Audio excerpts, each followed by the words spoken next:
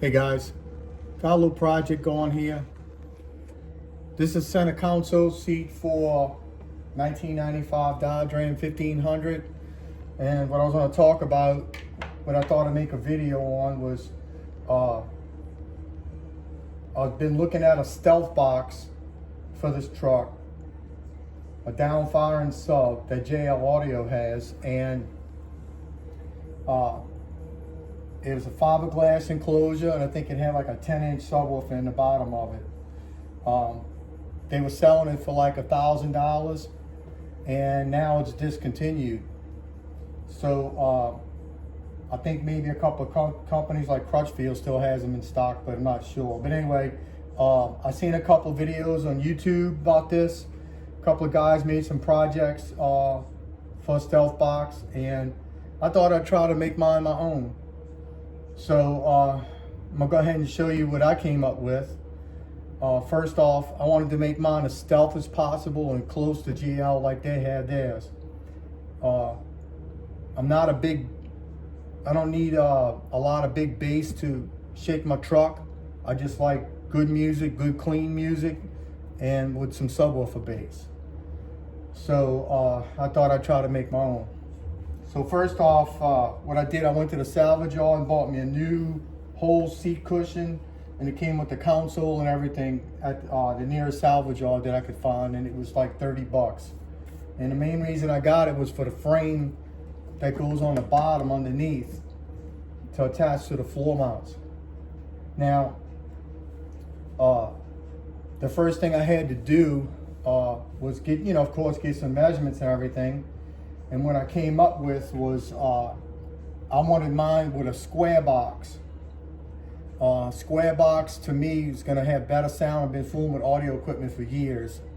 And if I could get it square, I knew it was gonna be a better design as far as for the speaker itself. So what I'm gonna show you now is what I came up with.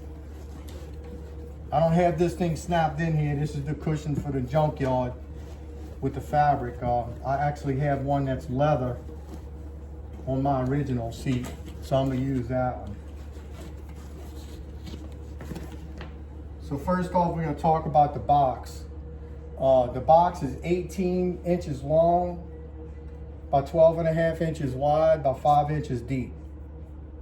And I believe I put the calculator on it on the internet, and it came up to be 0.35 volume. So I did some research on subwoofers, and JL Audio, I had my heart set on the JL on an 8-inch. But looking at the price, it was $200. I didn't feel I needed to spend that much money on one. So just watched some YouTube videos, and they had a new kind of new company, CT Sounds.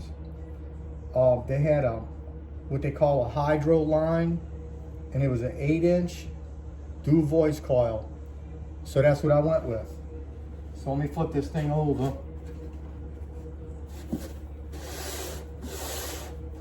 And then we have it. That's the CT Sounds 8-inch, and it fits right within the frame perfectly. So to talk about the frame while I'm at it, if you see, I cut the frame on both sides and notched it here, here, here, and here.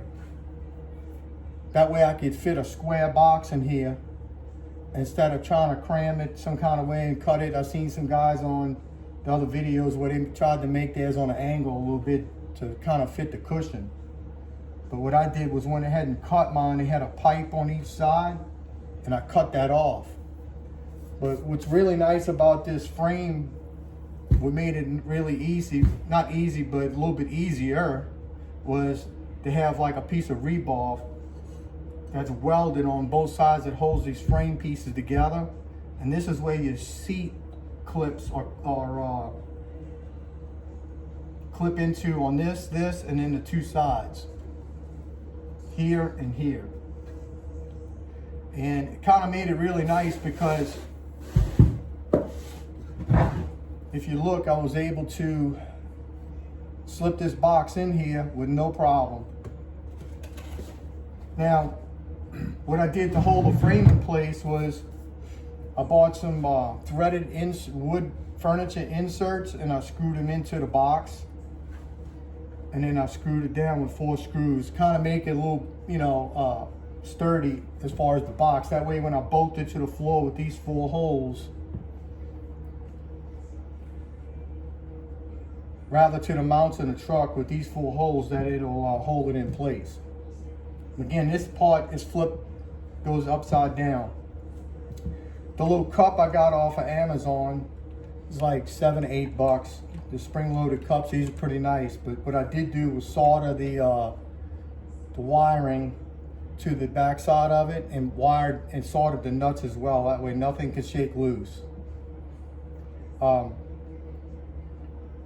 as far as the box materials, it was 3/4 MDF. I bought a 2x4 sheet at Home Depot for like $30. So I got the frame and a seat for $30. The wood itself for about $30. The cup, let's say, you know, about $7 to $8. So, you know, I'm close to 70 right there. And then the speaker itself was $76. So, you know, let's say close under $200. I was able to build this whole thing versus spending a ton of money. And it's going to be nice and stealth when it's done. I'm going to go ahead and probably add to this video if I can. But what I want to show you before we go is that, flip this thing around. This is the seat that it's go on to, the original, and when it's done it should look just like that. A little bit closer look here, and like I said, I'll add to this video a little bit more later. Y'all have a good day. All right, here it is, guys. I got the stealth box back together. Figured I'd show y'all what it looks like before I put it in the truck. So everything's operational, so you can see. All back together. And I'll flip it up and show you the bottom, what it looks like with the speaker. So there we go. All ready to put back into the truck.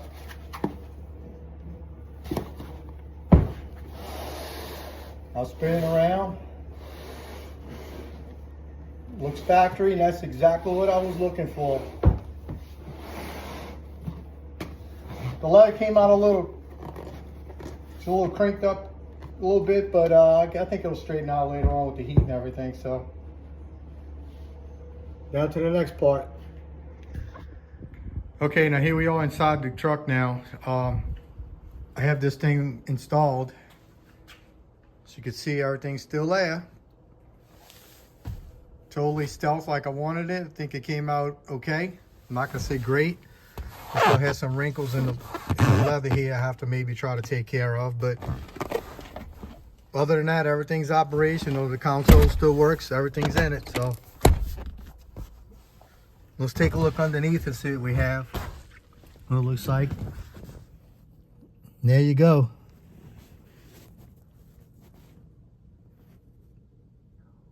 I did a little test on this thing before I actually put it all together. I laid the box in here, and let me tell you, this little thing hammers. I can't believe what actually it sounds like. Now, I'll show you what I have pushing this thing.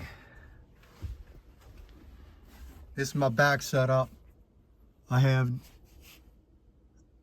JP4 on a JP84 on the left, and that's the sub amp on the right. Down for sound, JP8, and it's hammering this CT Sounds dual sub.